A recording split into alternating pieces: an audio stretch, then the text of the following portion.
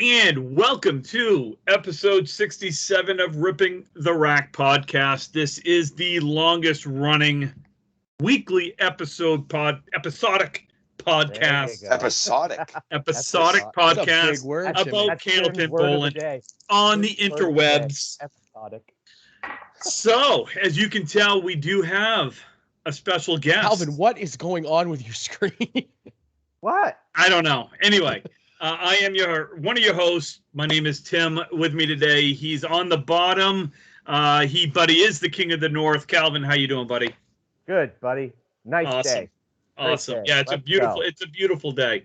Let's do this. He is also on the bottom once again, but that's where Marky's used to be in. Mr. Marky Pins. Marky, how you doing, bud? Hey, what else is new? There's a hurricane. I'm on the bottom again. It's just another day in New England. What are you gonna do?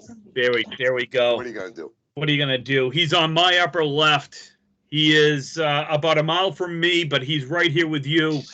Mr. Brian Athern. Brian, how you doing, buddy? What is going on, everybody? It's a little moist outside, Tim. It is. Moist. It is a little moist. It's breezy and moist. And our special guest, he is a sexy beast. Oh. He is not Kim Pelletier on our screen. Yeah. Mr. Shawn Baker. Shawn, how you doing, buddy? How we doing, guys? Pleasure Not to be bad, here. Bate. Good to see you, bud. Thanks for coming. Great, good. Thanks for being on. We Shawn. appreciate it.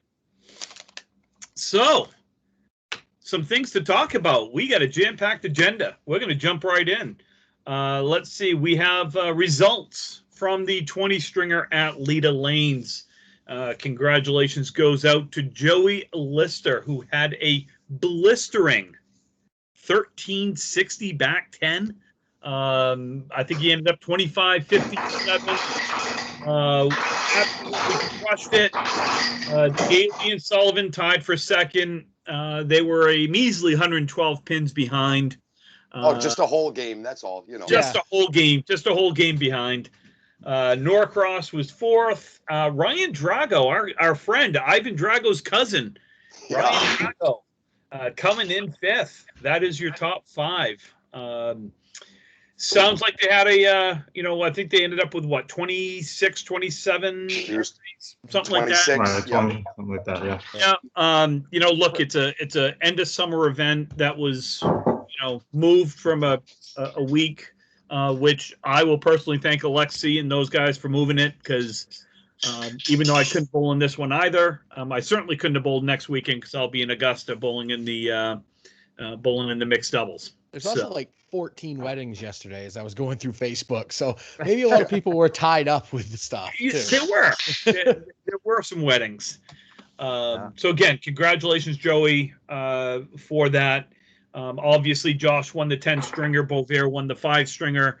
Cool concept. I hope to bowl in it next year. Hopefully, Alexi runs it again. The Triple Crown Series is kind of a neat concept. Something that we don't really... I hadn't seen much of down in this area. How about you guys?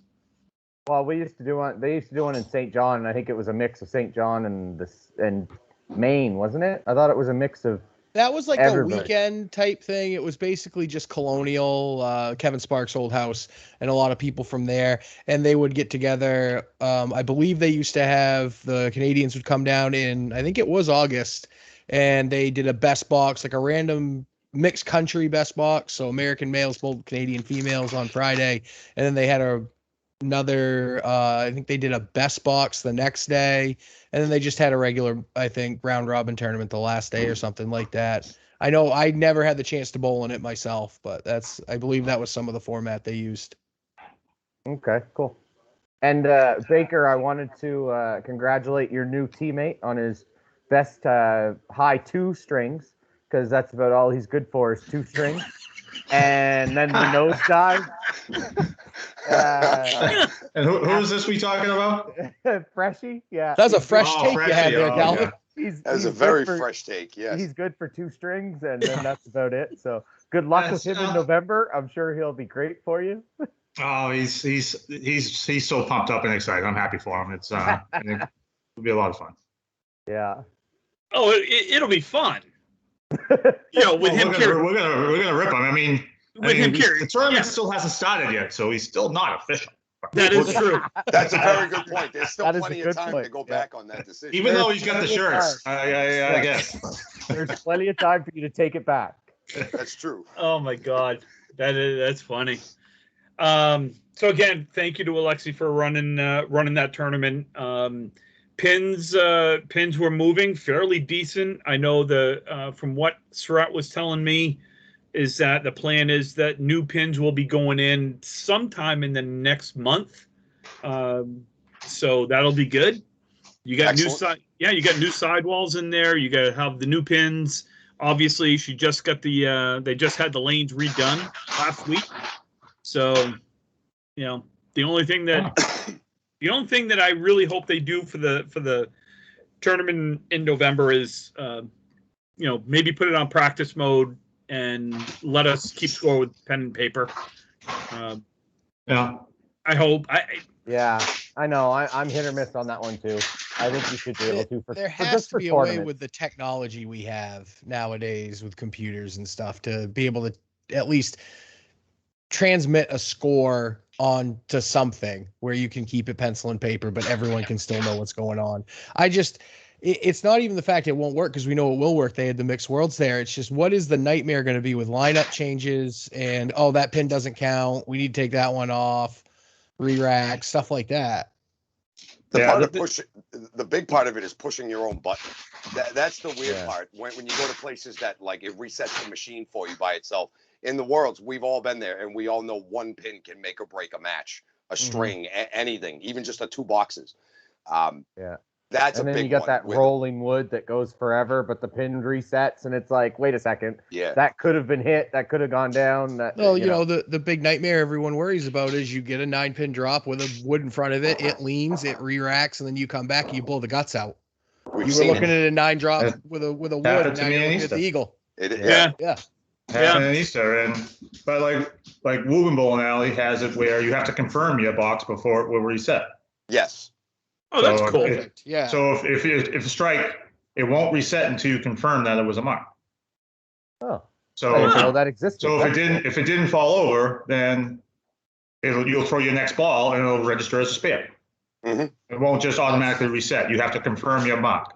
I don't know if that computer has the ability to do it, but I just know Woburn does have that.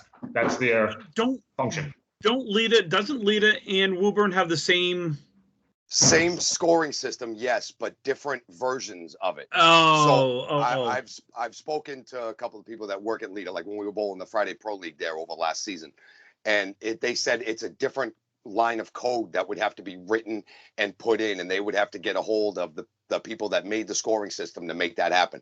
Apparently the system at Leda isn't auto programmed the way that the one at Woburn was to reset to confirm, because that reset to confirm is a game changer. It really is. It's ultimately your own button. Right. It really is. Except for a 10 box. It could reset if it's for a roll of wood for a piece for a 10 or something. It could reset before it had a chance to maybe knock it over, but you're not going to get that. You're not going to lose a spare or strike ever. Right. Because of it. That's good then. Okay. I could deal with that. I mean, I'm not a huge fan of automatic pin setters for major tournaments. But I could deal with it. I could live with it. Last year, the American Worlds, they eliminated it, and we were button only. Yep. The scores were up on the thing, but it was button only for the American Worlds. That's right. It's Portsmouth. That's right. We did use the button there. Okay. Yep. I believe that they have Cubica. You can do that with the Cubica systems. They do. Because you can do that at All Play, Sammy's in Waldoboro. That used to be All Play. The other All Play in Waldoboro has the Cubicas, and Newport also. And you have to push your own button. In the singles last year, Timmy, we had to use our own button. For resets. Yeah. So couple of quick tournament notes, and then we're going to jump into our conversation with Mr. Baker here. First one is the best 5 out of 7 at CPL. That has been either postponed or canceled.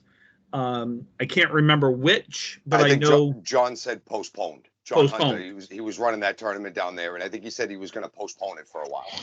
Okay. So when we get word on that, that will be, we'll announce that. Millis Outrun the Bear on September 25th. That is a scratch singles event. I want to say they've got somewhere around 60, 65 people for that right now. Nice. Unfortunately, I had to back out. Apparently, my wife told me I have a wedding to go to, so those aren't important. I just do what I'm told. No, definitely listen to the wife. If she since when, Teddy? Since when? Yeah, right. Baker, I turned 50 a couple of weeks ago, so I've turned to I've turned a little more brittle. He's turned to crinkled You leaf. finally learned, huh? Yeah, well, she threatened to put me in a home. No, I got 5 more years before I'm 50, so I got some learning to do still. Yeah, well, you'll get there eventually. It's really just a number, but it's a big fucking number. I gotta say that. It really is. Number for a little guy. I tell you. I know. The other, let's see, what do we got? We've got still got time for the Pro Series singles doubles. I'm sorry, Pro Series doubles in Portsmouth. That is Saturday, September 11th. So contact Freshie, contact the Pro Series group, get some people in there. I believe the 2 o'clock shift was full. The 12 o'clock shift looked like it was almost full, and they will open up a 10 a.m. shift if the 12 o'clock shift gets full. So join. It's fun. It's a great time. It's a good tournament. I'm interested to see the changes that Portsmouth has made. From what I've heard, the pins are flying. I was talking to young Mr. McGinty. We had a little Friday night team meeting up here last week, and he was saying, direct quote, "The pins are flying, kid." So if you hear the pins are flying up there, then it is probably better than it was in November. They were rough last year, but some of the scores that he's saying are coming out of there now are a lot better. I just want to be able to slide. Agreed. That's my biggest thing with Portsmouth is I struggle to slide there for some reason. So, what else is there? We've got the Exeter Tournament on the 12th. Baker, you're in that, right? You and Kimba and Shawn and Mario, yes. Yeah. You guys got to get. That'll be fun. That'll be a fun time. Yeah. Looking forward to that one. That's a full tournament. Maki, what else am I missing down that way? Brian, what am I missing? Not so much that I know. I knew about the mixed teams in Exeter coming up soon. That's going to be a banger. They got that whole thing filled up. That should be good. Pins always flying up at Exeter. Always good scores coming out of there. Not so much else that I know. Next weekend's international. Or I'm sorry, national. Nationals. The mixed doubles in Augusta next weekend. They had one team that had to drop out. I guess one of them got injured. So they had to drop out. They are down to 23 teams, so they need either one team or 3 teams. They would like to have obviously an even number team they don't want to buy. It's a great fun tournament, great place to bowl, great food. They'd have a buy with 26 teams. Yes, they would. 28. They want 28. 28. Yes, sorry. But they definitely at least want one more team. It starts Saturday morning. We typically bowl 10 strings on Saturday, 5 strings on Sunday, followed with playoffs right after that. So contact 1710 Bowling Center or Mona Lamar to sign up. Again, that is this coming Saturday. 9 a.m., Brian, I think, typically? Yeah, usually 9 a.m. I think the flyer said 9, yeah. Okay. Still time to get some teams. Matter of fact, get 9 more teams and get up to 32. That'd be even better. Calvin, come on down. Best of luck with that. Listen, if I could, I would, but I can't, so I shan't. Okay. I shan't. You want to bowl 32 games in 2 days like you did last year, right? 3 years That's how ago. they did it. Was it 3 years? Yeah, 3 years ago they bowled 32 games in 2 days. Oof. Yeah, it was the stupidest. Fun. Oh no, that was the dumbest fucking thing they've ever done there. Timmy just says that because he was really sore the next day. Sore? I couldn't feel my hands for a There was week. a lot of people who I'm sure their fingertips were on fire and their shoulders just didn't work anymore the next day after Especially considering probably half of them hadn't thrown a bowling ball since March. Yeah. So imagine that. You haven't thrown since March. It's like, oh, go bowl 32. Probably 80% of the people in that tournament called out sick on Monday. Oh my God, I love the tournament. I love bowling in Augusta. It's arguably my favorite house to bowl in. They should have more tournaments like that, and Baker and you guys should all come up and bowl and have some fun. Yeah, I'm supposed to do the Can-Ams this time for the first time if it does happen. I haven't. Nice. Dude, you're gonna love it. It's awesome. I've never been in it, but Mara and I are bowling it, and I haven't heard that it's not happening. I don't know. I'm not really. I'm like October. I'm typically it's not happening. It is not happening in October. It's already been canceled for October. Okay, so October's canceled because what happened is we already did October before COVID hit, and they want to do the June section before they do October again. Don't ask me why. I don't even want to get into it. That's all good. I've never bowled in it. I hear it's a lot of fun, so I am looking forward to it when it does happen. It is. It's a lot of fun. It really is. Calvin, what's going on up Canada way? Canada, in about a month's time, we have a couple tournaments. Unfortunately, they had to be booked on the same day due to work complications with the host of the tournament, but the 25th in Fredericton is Corey Smith's continuation of his King of the Hill, which we were running during COVID, and then we had a few too many cases. It got shut down again, so they had to stop it. So he's resuming it September 25th. So sign up, contact Corey. He'll put you on the list. They usually bowl 9 strings, I believe. It's been a while since we did it. I think it's 7 or 9 strings, and it costs $40. If you haven't registered, you have to pay an extra $20 to get in.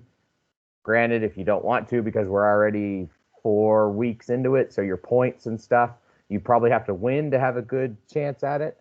But if you think you can win, go for it. It's 80% handicap. They base it off of 125 average, so everybody gets 80% of 125 based on your average. So yeah, contact Corey. September 25th usually is when they'll have it. So, and we also have the mixed tournament in Nova Scotia. That is still at 12 teams. So we still would like to get a couple teams. And if restrictions start to ease up in Nova Scotia, we'd obviously like to get more. That way we can get 16, 20, and we can actually make it a good 2-day tournament. Because right now we're looking at only the 1 day, and that's on Saturday, because not going to break up 11 matches in 2 days. It's just foolish. So you'll have 11 strings. You'll go the 1 day. People can definitely bowl 10 or 11 games in 1 day. Yeah, right. So contact Jess Bain for that, or Heather Lanes, and get a team in. We need a couple more teams. So. And would this be a good time to get into the wonderful things that Fairlanes is doing for this coming year? We can, if you want to get into that.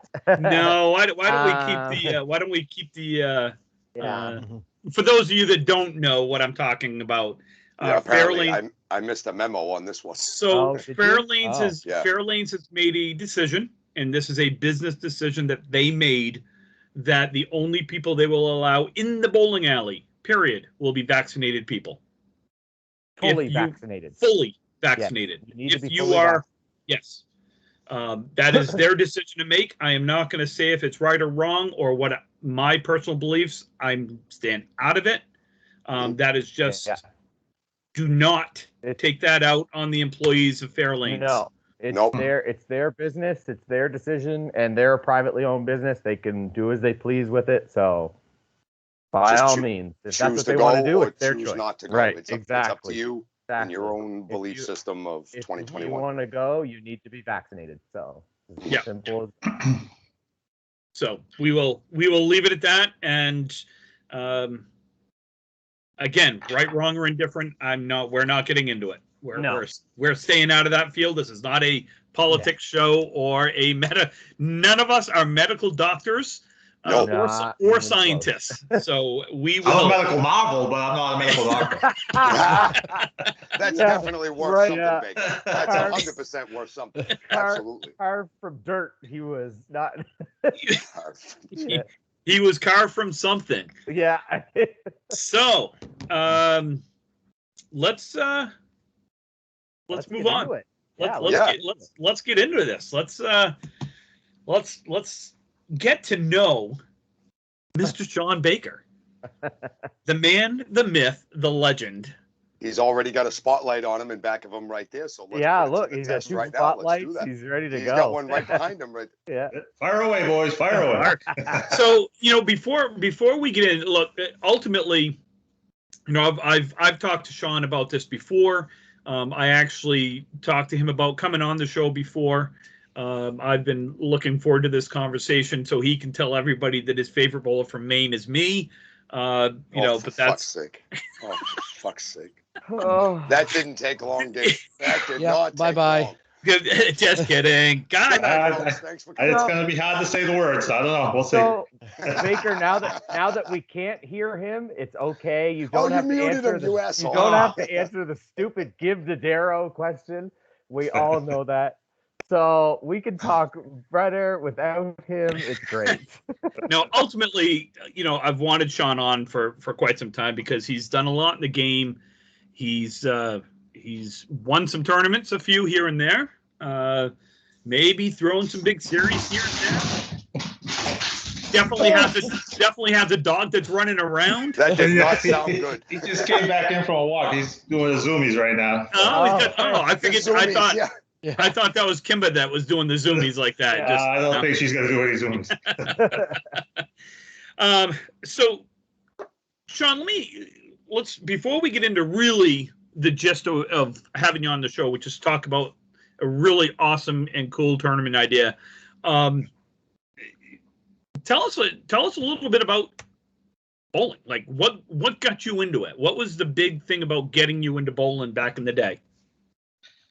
I don't know. I just think that my parents, they took me to Lanes when I was 3 years old, and I was just, they both bowled. My mother and father both bowled. My mother was in the Women's Pro League for years, back in the day, and my father he was an average bowler at best. He was 105, 107 average or whatnot, and my mother at the time, she was probably around that 105 or whatever, but. Ultimately they brought me to the Lanes and introduced it, and just loved it as a kid, and just bowling the kids leagues and just bowling in general, just enjoyed it very much, and I was able to get good at it. Were you one who went out and practiced all the time, or was it just you went every week to the youth league and then you ended up, you're like good, and then people asked you to bowl in the men's leagues and stuff like that, or how did that happen? So I bowled a lot when I was a kid. Yes. Yeah. Usually, I would go with my father like on like a routine on every Saturday. Go bowling alley for a little bit. Yep. Go see my grandmother. Hit Burger King for lunch. Go mini golf or whatever. It was like a typical thing on a Saturday or whatnot. But as far as practice, just anytime I can go to bowling, I would go if I got the ride to go there and whatnot. And then I remember I was 15 at the time, and I would always be a lucky strike, and there was a church league that was a men's league or whatnot that they allowed me and Al Lacey's son, Albie Jr. to bowl in when we were, I think we might have been 14 at that point. And we were both really good. And then there was a men's league upstairs, the Monday Night Men's League, that they allowed us to go into when we were 15. So then I got into the men's leagues at 15 and just kind of went on from there, so to speak. Like growing up, you grew up watching some of the best generation, and generation right now. You're a couple years older than me, but like you were the guys that got mentored by like, you know, the Mark Gregorys, the Gary Carringtons, the Dave Richardson, stuff like that.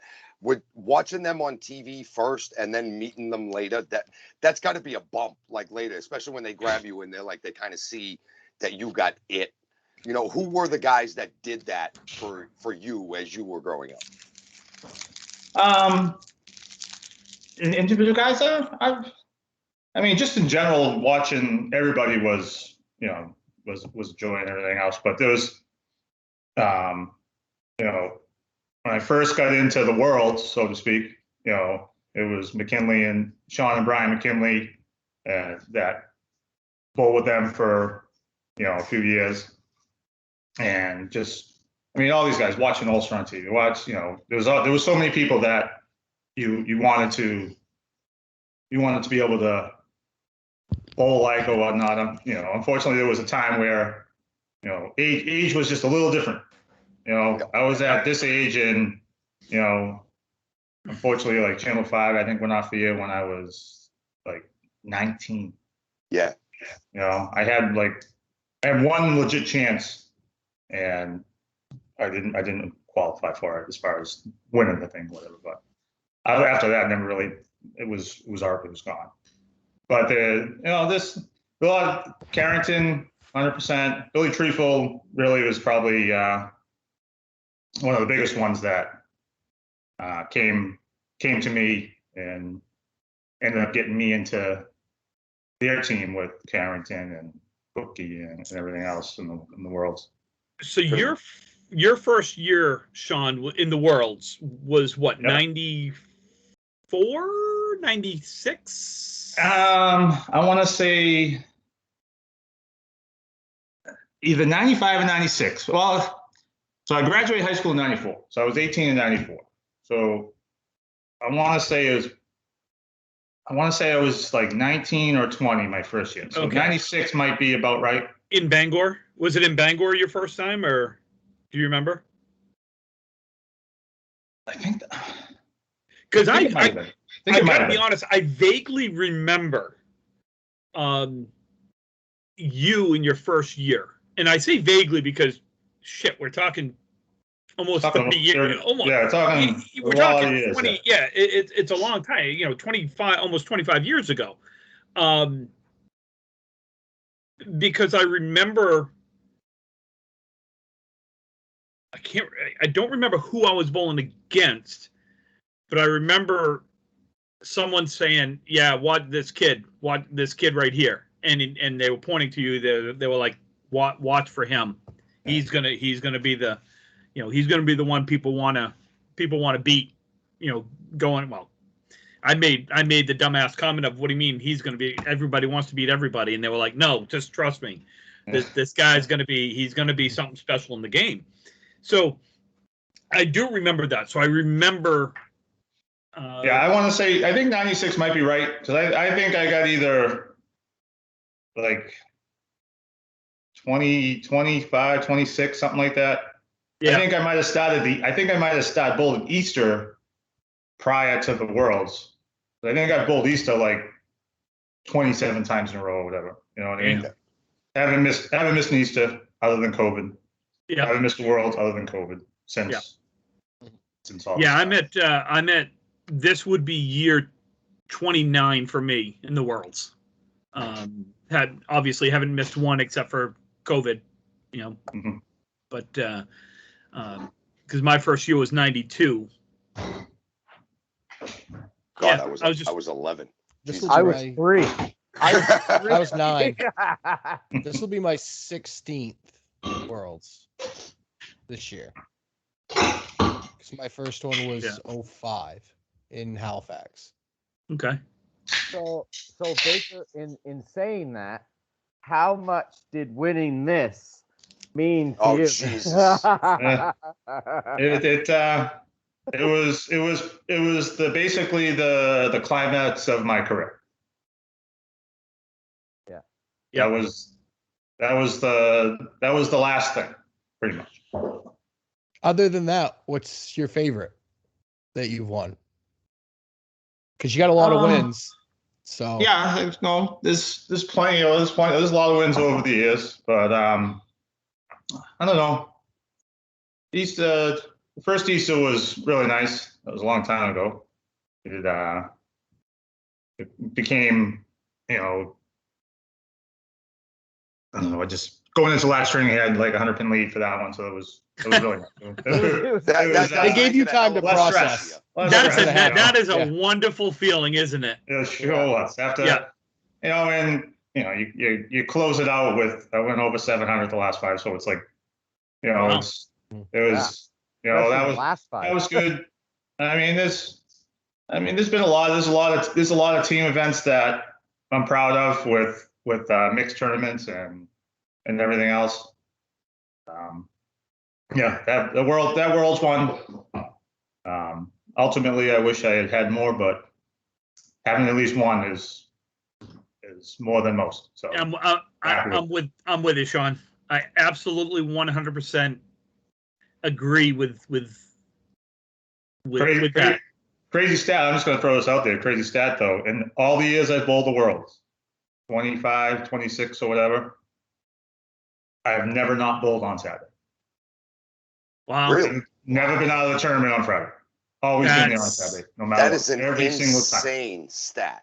That's a great feeling though, knowing you're going up there. Like, yeah, I'm gonna bowl Saturday. Like, it's just something that you feel like. Never not bowled on Saturday. Never been out of the tournament on Friday.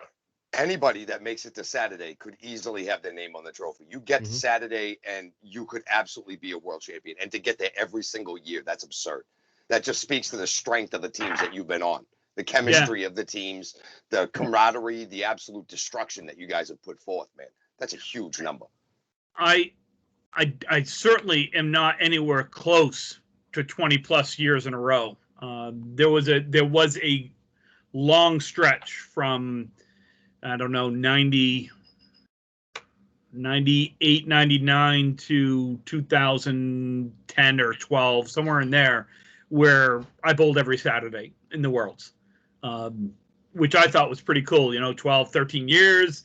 And then Baker comes along going, hey, here's a big old fuck you. Here's 25 years of bowling on a Saturday.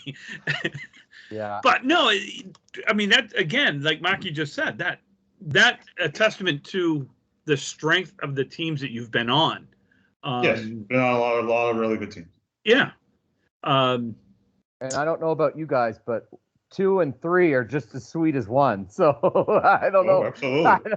I bet they are. Hey, I could easily give up a few Saturdays for a couple more hands on that trophy. That's for sure. But and even more. A couple of them, like we had in 2017, we had a guy on our team, Tim Mcdonald, and I know most of you probably know Tom McDonald. Sorry, not Tim. Tom McDonald. Yeah, I know you guys mostly know the name, but he's been around. He used to run a bowling alley. Like, he's given 30, 40 years to bowling, and he's never won the Worlds. And in 2017, to have him on that team and to just watch him be happy, like to celebrate that, like it was a really good moment. And we gave, I know not a lot of many people like him, but Mike Hall, he's a good friend of mine, and that was his first as well. And just to see the tears running down his face, like I remember that. Yeah, I remember seeing Mike. Like, he put tears in the back of Tom's shirt. Like, that's how much he was. Like, it's just that excitement of finally reaching what you wanted to reach in this sport is. Look, when we won in 2001, and I threw the greatest backdoor strike in the history of bowling. Nobody except for you thinks that. Nobody. I can think of 5 other people that think that. When I threw it and I came back and I turned, and there's Charlie Milan, who had never won this tournament that he's founded. He started this damn thing. He had never won it. Him and Russ, they had won so much. They're Hall of Fame members. And to see them crying with tears because they knew they had just won. I was 30 years old. I thought I was going to win a ton more. Seriously. What else was I going to think in 2001? When I'm 30 and I'm just now getting into the prime of my career. It's an incredible feeling to know that you helped people get to a point that they had never been able to achieve. Yeah. And I know, Baker, you were, when you guys won, that's a cap, to a Hall of Fame career for multiple of you guys. You, Surratt, who else was on that team? Bobber, Eric. Beauvais. I mean, McKinley. Slinky. McKinley, yep. Yeah, McKinley. I mean, McKinley had been, I remember him bowling when I started. Well, I think he started about the same time I did in the Worlds, right around 92, 93, right around that time frame. Yeah, I think he had been in there for a couple of years when so my first year was with Shawn and Brian, and it was me and Chris Beauvais. Yep. And God, some of those first couple of years, I mean, we had Brian Uppel one time, and he backed out at the end. And one time we went up, and we only had 5 for like the first couple of days, and then someone come up to make 6, and then we had 6, and we had names like Jim Ferdinand was I think the first year. Mike Fish was the year. It was, these are the teams we had. And then the first, I remember, I think it was either the first or the second year when they still had 3 per side made it instead of 5. Yep. That was up until 97, I think, something like that. 97, 98. That year there, we didn't have the strongest team by any means. And with the draw system and whatnot, we were on a side that was favorable for us. But when we got in, we had to bowl a match. I think it was Friday night against the Metro team. It had Mikey and Tom, and you know what I mean. Yeah, that was the Mikey and Tom. Yeah, and we won that match, and we weren't expected to win that match by any means. And that got us through, and then we ended up losing. I'm not sure if it's the same year, but we were bowling Lucky 7. Dick O'Connell, Chip Carson. Yeah. The last 2 checks across, we were up 43 pins, and they came back and beat us in the last box, and that was pretty tough. Yeah. For a group of 5 or 6 guys that weren't supposed to be where we were. But, yeah. That Lucky 17, that was they were good. That was Dick O'Connell, Chip Carson. You had the Zernickes. Yeah. They were tough. Yeah. We had them, but we couldn't finish it off. Yeah. But that's that learning experience. A lot of we get that. We've all been on that side where the draw is a little more favorable to a team that may not have made it if it was more even. They win a couple matches, they surprise the hell out of themselves and a few other people. You make it to Saturday, and then that's the toughest day to bowl on, no doubt. Everybody wants their name on that trophy. A lot of guys lose those matches later, but it's that learning experience. You keep fired up for next year. Yeah. So a lot of learning experiences over a career ball. You have a lot of ups and a lot of downs with whatnot, and how you handle it is what's going to make you better or worse or whatever. Honestly, what's really funny, and I'll say this before we move on to really talking about your idea, is it will always be one of my favorite Baker stories. And this is one of our matches that you and I had, which was actually just recently the Pro Series playoff down at Leda Lanes. Yeah. And I come out, and I don't know what I did. It was like a double strike, spare strike, or something like that. You turn around, look at me. You went nuts. And you turn around like we're walking off the lane. You turn around, and you're like, "What the fuck are you doing?" Like, And then it was just so funny because the moment was, I don't know. It called for some levity, and because you weren't having a bad run either. You were like 70 something in a ball. Yeah, you were like 90 something in a ball. Yeah. And I was like I had a strike hanging like around 67 or whatever. Yeah. And fact what do you do? There's no damn defense. You're 67 plus a hammer sitting. Usually you're up in that match unless you're down like 30. Yeah. At least it was only the first string of the 2, so you have. But it was just, to me, it was funny because you and I didn't talk a lot over the first, I don't know, 10, 15 years of us knowing each other. To be, occasional conversation, seeing bowling out, whatever. And it's only been like the last probably 5, 6, 7 years that I would call us friends. We've really started talking and everything else. So it just, to me, dude, I busted out laughing. I thought it was funny as hell. And I'm like, yep, there's the Baker moment because I know what happens after this. And it did. You ended up throwing a 150 and I was 140, 150. And I'd lose by, I don't know, 148 pins and 2 strings because you went nuts in the second one too. And that's okay. It's not that many, but. Well, it seemed like it. Let me put it that way. It seems sometimes like it feels like that. You lose by 40 or 50 after doing something like that. No, we were actually like 200. It was only about 20 pins. Yeah, yeah. I got on a little run. You got a couple eagles or whatever. Yeah, and because I had a change match so fast. Yeah, it does. Yeah. So anyway, Baker's not much of a talker until you're winning him money. Because my moment with Baker was 20 stringer, my first one. He doesn't know me. I'm a little kid who's throwing, and then I'm bowling beside him all day, and we're going back and forth the next lanes, and I'm, trying to cop up conversations and going on, and then we get partnered in the doubles, and I go 14-20 in the back half, and I'm his best friend winning him money. And we've been best friends ever since. Hey, there's a lot of money in that doubles pool. Yeah, There's a lot of money in that. That's funny.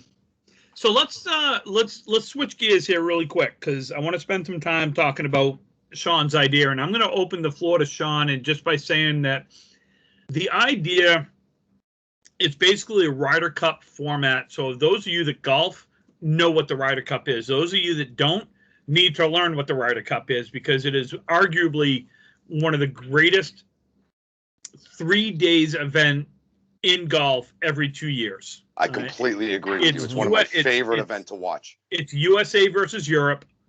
It's, in golf, it's 12 guys, 12 guys on the American side, 12 guys on the European side.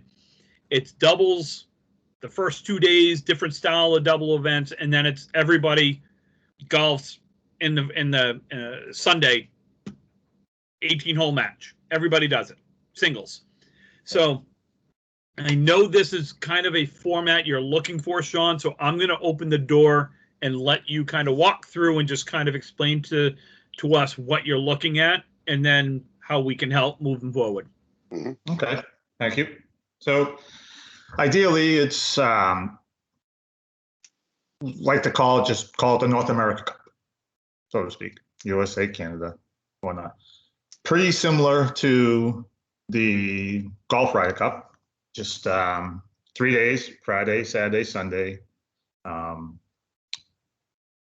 Everything is subject to adjustments and whatnot. But my idea is to have 3 doubles matches on Friday, 3 doubles matches on Saturday, and everybody both singles on Sunday. So basically, Sunday, you're done by like 1 o'clock. It's just, one head up singles match or whatnot. Every match is a point. So 5-string match. When the doubles matches would be, you have 12 on a team. It'll be 4 matches. So four guys would sit every round, so to speak. Okay. Whether or not you allow subs to come into a match, everything can be talked about and changed. It's either like in golf, someone's not going in for somebody in the middle of a match.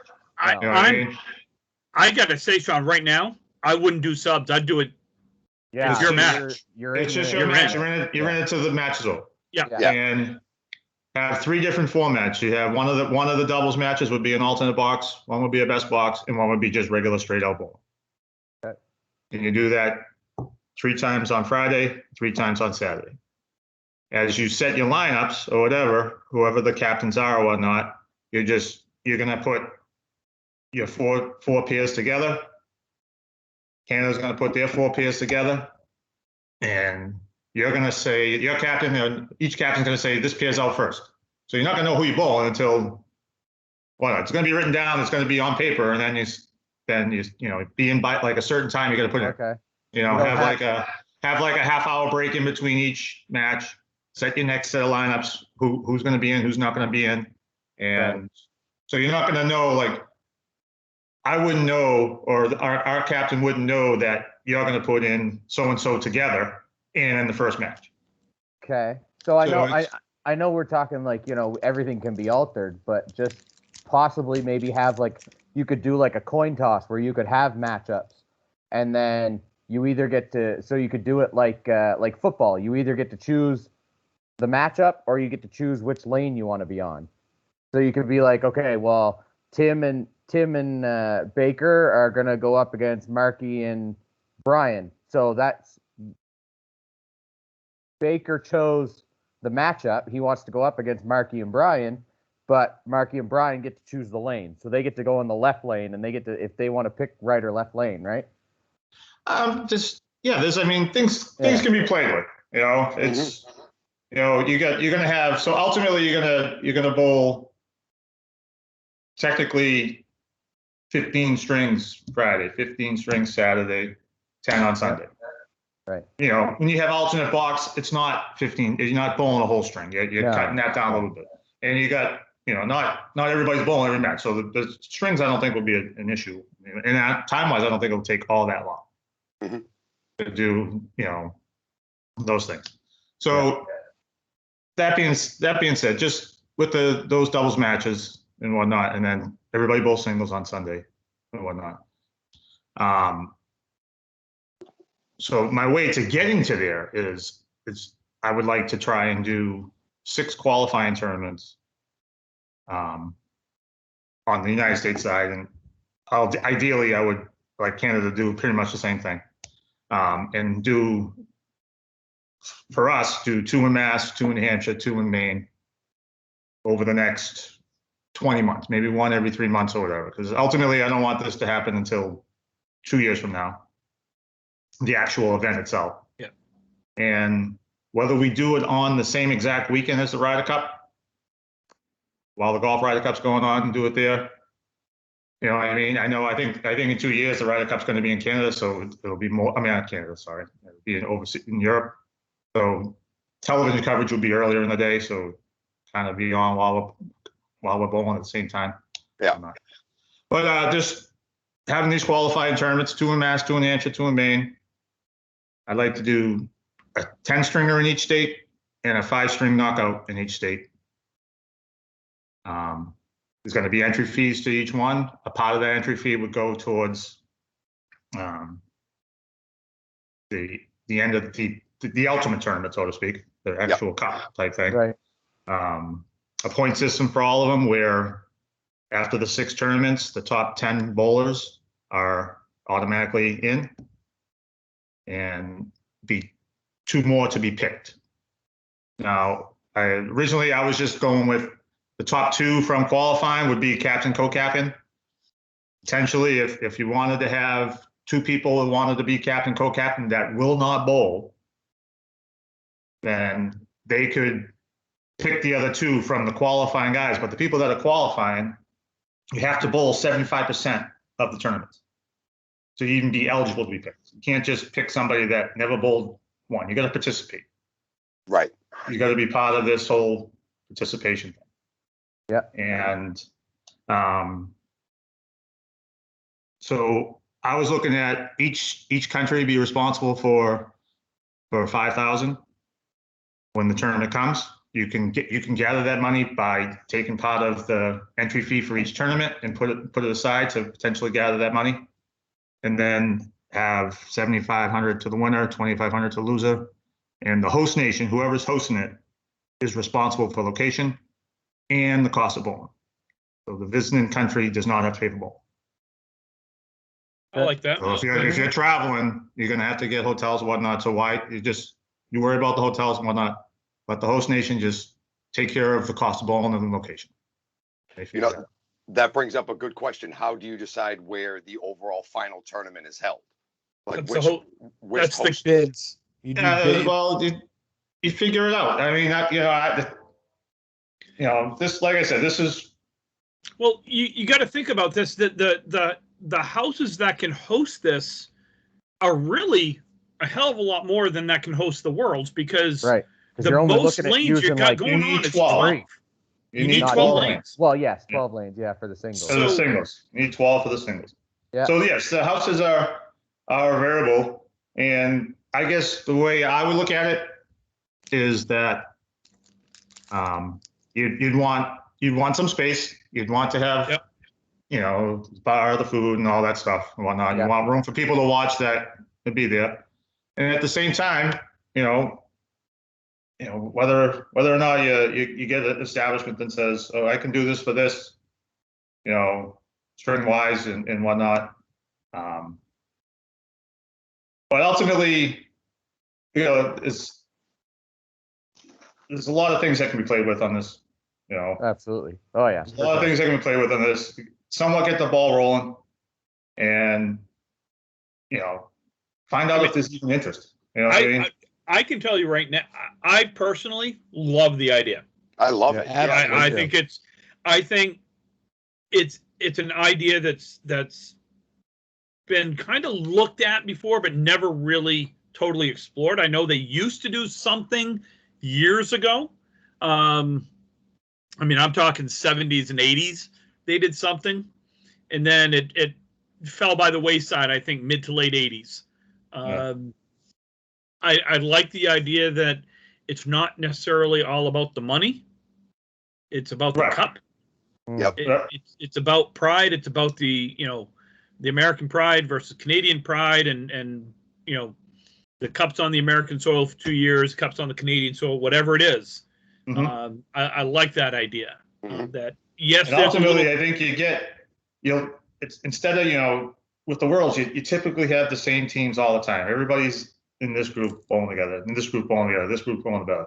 Here, you're just gonna have one group of 12 or whatnot, and you're gonna figure it out. And you've earned your spot 2 there or whatnot, and you're going up there to ultimately, hopefully, win this tournament, and whatnot.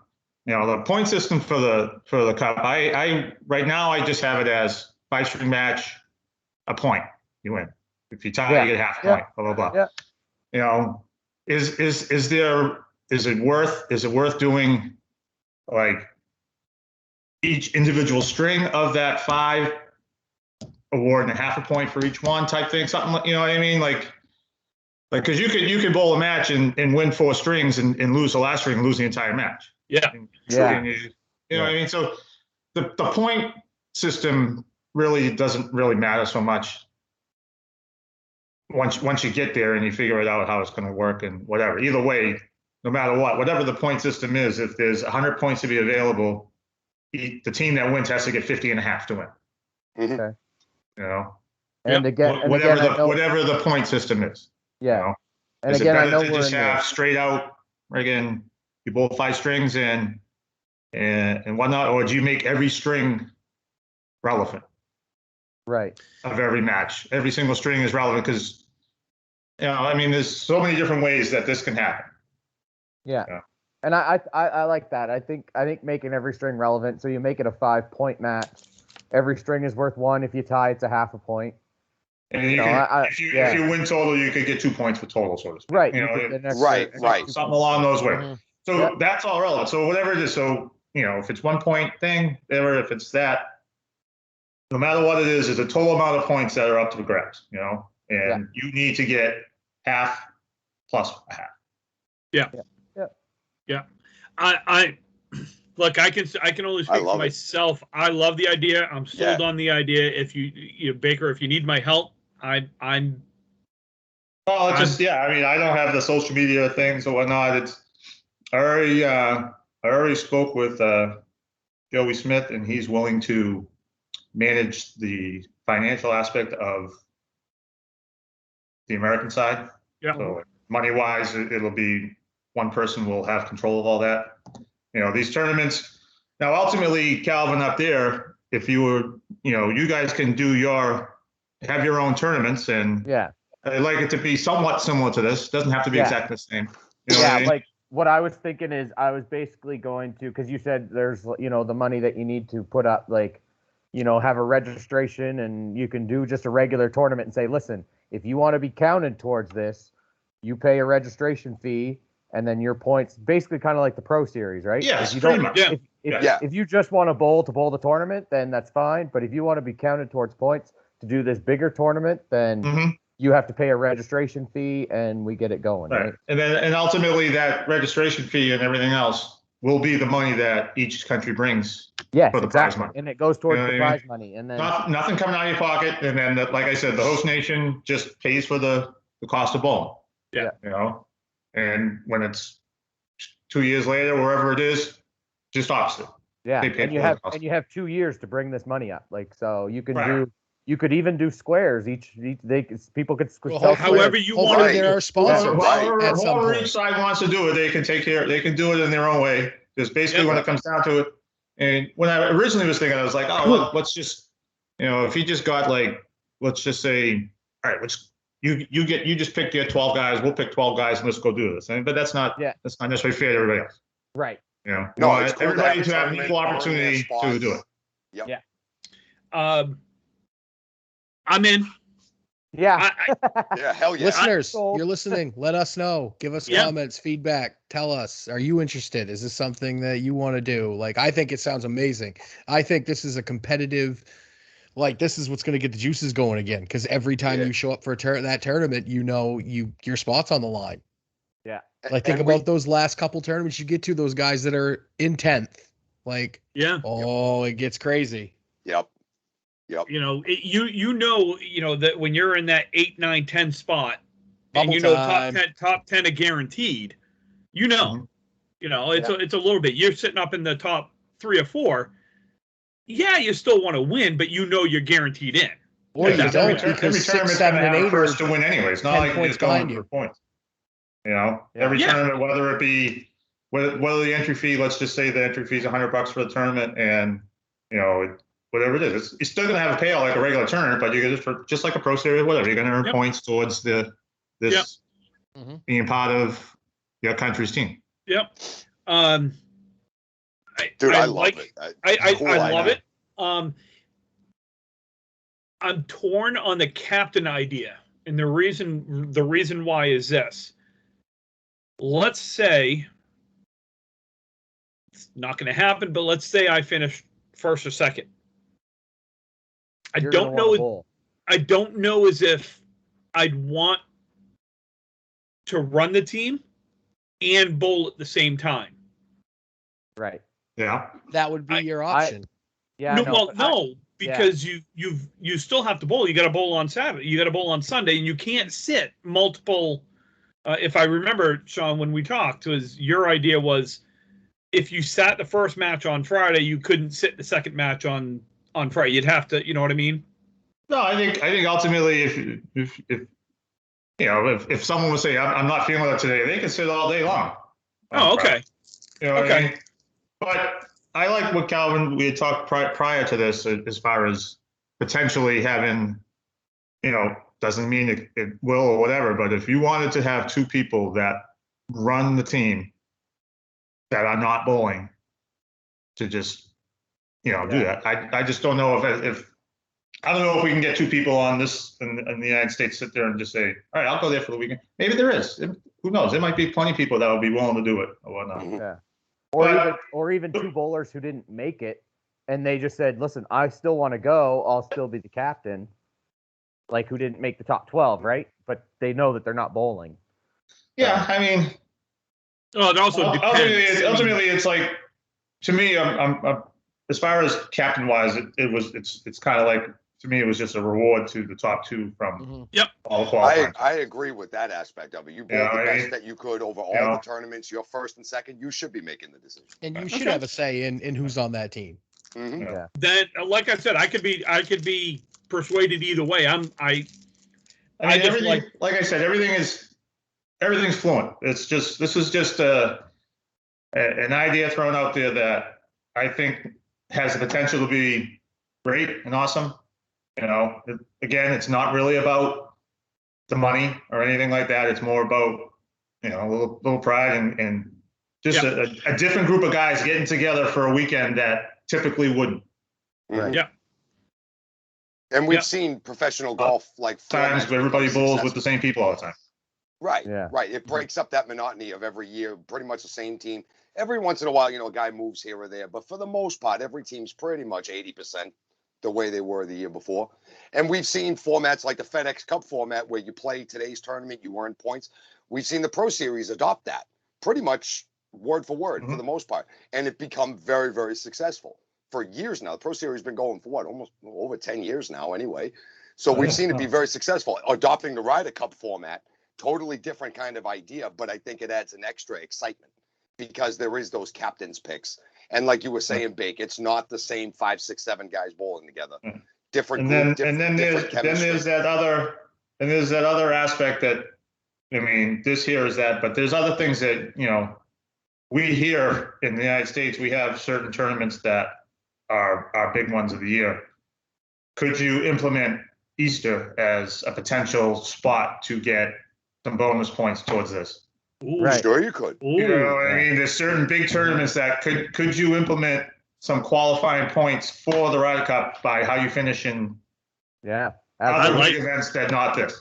I like that. Or even putting that as well, even into the Pro Series where you put like one bonus thing, so then they get more people to go towards that. Now you're promoting both, right? You're getting everybody to go out. Holy shit, that's a good idea. The singles knockout in the Pro Series might be a points eligible event for the Ryder Cup. Right. Yes. Yeah. Kind of like a double. This event's a double point. You get points towards the Ryder Cup or the North America Cup. Oh, you just opened a whole new door. Peter Cowley speaking back there. Yeah. You could do that. You could do that, and you just pay, say, an extra $25 or $50, and that money goes towards the prize pool of the thing, and then you just right? Ultimately, you know, each country just wants to get to that $5,000 number. Yeah. So absolutely. It doesn't come out of anybody's individual pocket that weekend, though. You know what I mean? Yeah. Yeah. Mm-hmm. Yeah. Brian, what do you think with Maine? What do you think? You think you get a decent turnout from the Maine guys for something like this? I think you can. I think it might draw some people who don't bowl the states anymore back out into things. I think you do, honestly. I mean, you got myself, you. I know Mark Carrier would do it. You know, even guys like Rick Martell would probably. Rusty would even try. I'm sure Rusty, the owner of Stars and Strikes, you know, he would probably be something he would do, or he would get people. You know, Rusty's a great marketing guy down there. They fill almost every one of those tournaments at Stars and Strikes for a reason. Like, he's always like, come bowl, you know, just try it. Like, he runs a couple big marathons there, and it's not all the same tournament bowlers you see all the time. There's a lot of house people there just because they know that Rusty's going to run a good tournament. And guys like that, and our platform here, this is what we need to get this going. You know, we promote the shit out of it, and excitement is catching. Excitement is very contagious, if you know what I mean. The 5 of us are excited. Everyone listening to us senses that. They get excited. It gets big, and that's what we need. But I think it would be successful here in Maine because I think you have the house owners to help. You know, you got Mike at 1710, Mike at Big 20, you know, Jason up here at Oakland Park, the Dyers in Belfast now. Well, I'm sure we could get some people up here. I'm sure there would be a good turnout. Mm-hmm. And I love the idea of, you know, throwing some extra, you know, bonus points, whatever you want to call it, for some of these bigger tournaments, Easter, Pro Series, you know, maybe a couple events up here in Maine type thing that you can get some guys in. That's a cool idea. That is a neat idea. I'm in. One way or the other, Baker. Absolutely. Yeah, so it's just, you know, going forward, we got to get the interest, and then, you know, I guess somewhat set up a tournament get a house. Like I said, you know, 2 in Mass, 2 in New Hampshire, 2 in Maine for us to spread it over all of New England, so to speak. Yeah. And whatever, let's try and get it going. Well, let's plan on chatting at some point in the next couple of weeks. I know we're bowling. We got the Pro Series down in Portsmouth here in 3 weeks. Yeah. Some of you guys, are you going to be at the mixed tournament at Exeter in September? Or? I am. I won't be. No. Yeah. Okay. I'll be there. No, we can talk about it, but ultimately it's something that needs to just get out. It needs to get out on whether it be the candlepin chat or stuff like that. Once a month too in Exeter. I know Tim and I are on the list for that. Tim's a captain, so we'll be. And do you bowl that, Sean? Yes. Okay, he owns that league. Oh, well, there's another place to chit chat. Well, hey. I haven't owned that league. Can we put that? There's been a lot of them.